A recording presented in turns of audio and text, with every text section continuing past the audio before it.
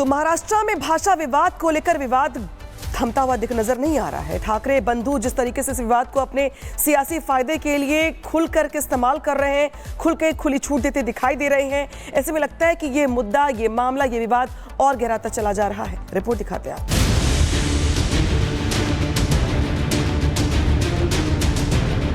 कट्टर मराठी कार्ड, हिंदुत्व का राग।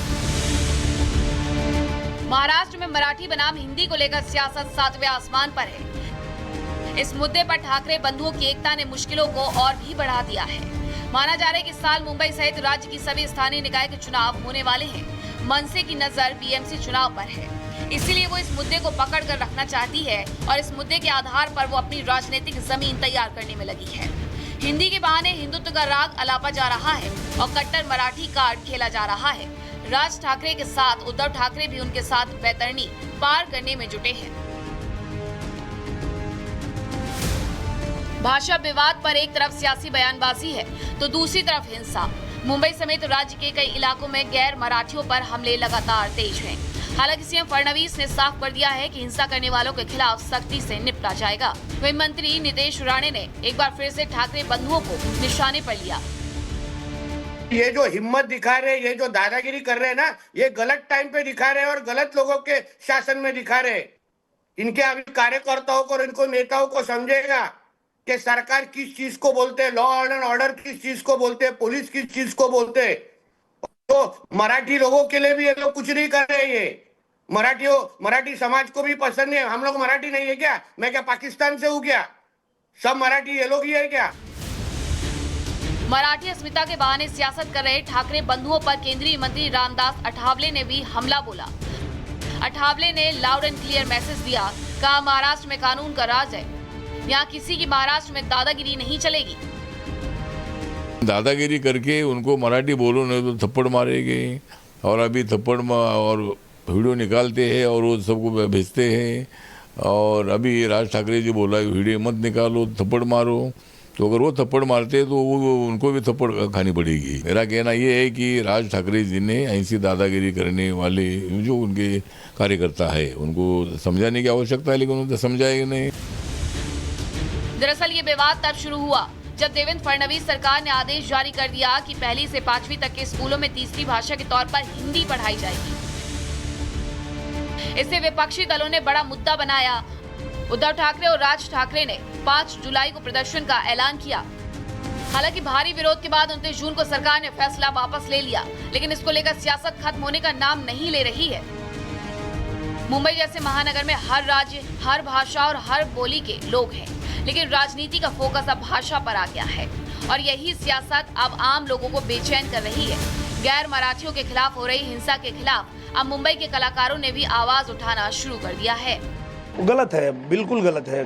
किसी भी भाषा को लेके, किसी भी जाति को लेके, किसी भी धर्म को लेके इस तरह की चीज़ें, ये गंदी राजनीति नहीं होनी चाहिए। गुंडागर्दी करेगा, जो घटनाएं कुछ आई हैं सबके ऊपर कार्रवाई हो रही है, एफआईआर हुआ है और किसी को नहीं छोड़ा जाएगा, ये हमारे महाराष्ट्र के मुख्यमंत्री ने कहा है। इसलिए मैं सभी लोगों से बोलना चाहता हूँ कि अगर आपके साथ कहीं इस प्रकार की घटना हो, आप एफआईआर करें, पुलिस अपना काम करेगी।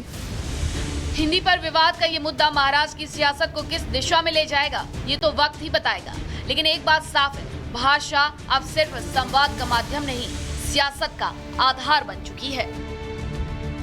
Bureau report, Republic Bharat. तो महाराष्ट्र में भाषा विवाद को लेकर विवाद थमता हुआ दिख नजर नहीं आ रहा है। ठाकरे बंधु जिस तरीके से इस विवाद को अपने सियासी फायदे के लिए खुल करके इस्तेमाल कर रहे हैं, खुल के खुली छूट देते दिखाई दे रहे हैं। ऐसे में लगता है कि ये मुद्दा, ये मामला, ये विवाद और गहराता चला जा रहा है। रिपोर्ट दिखाते हैं आप।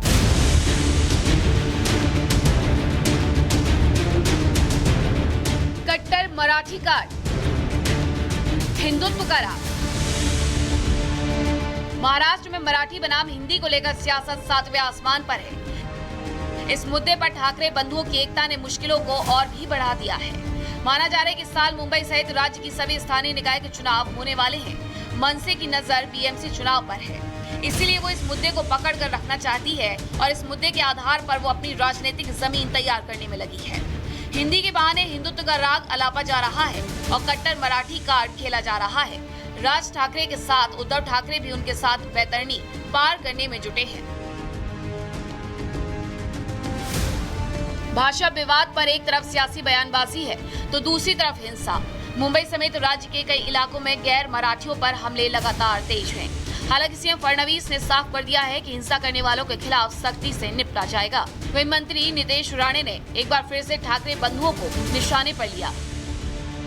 ये जो हिम्मत दिखा रहे, ये जो दादागिरी कर रहे हैं ना, ये गलत टाइम पे दिखा रहे हैं और गलत लोगों के शासन में दिखा रहे हैं। इनके अभी कार्यकर्ताओं को और इनको नेताओं को समझेगा कि सरकार किस चीज को बोलते हैं, लॉ एंड ऑर्डर किस चीज को बोलते हैं, पुलिस किस चीज को बोलते हैं। तो मराठी लोगों के लिए भी ये लोग कुछ नहीं कर रहे। ये मराठी समाज को भी पसंद है। हम लोग मराठी नहीं है क्या? मैं क्या पाकिस्तान से हूँ क्या? सब मराठी ये लोग ही है क्या?